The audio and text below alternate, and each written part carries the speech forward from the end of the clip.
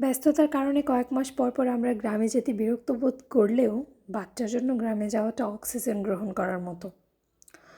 আসলে আমার বাচ্চাকে দেখলে আমার সেটাই মনে হয়। আসলে গ্রামে সব কিছুই ভালো লাগার মতো। সেটাকে অস্বীকার করার ক্ষমতা আমাদের কারণ নেই। গ্রামের সৌন্দর্যটাকে রেখে আমরা শহরের আধুনিকতা উপভোগ করার জন্য শহরে চলে আসি। অবশ্য সেটারও নির্দিষ্ট কারণ থাকে।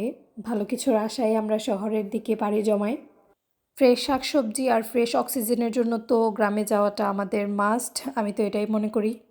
আহনাফের এবারের সবচেয়ে ভালো সঙ্গী ছিল এই কিউট খরগোশটা। সে এটাকে এত পছন্দ করেছে যে তার পিছুই ছাড়ছিল না।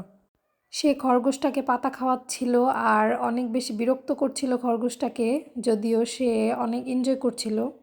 এই খরগোশটার জন্য সবাই অনেক মায়া করছিল, কারণ তার 4টা বাচ্চাই মারা গেছে। 4টা বেবি খরগোশ থাকলে সবাইকে মিলে আরও বেশি অনেক বেশি কিউট লাগতো, তাই না?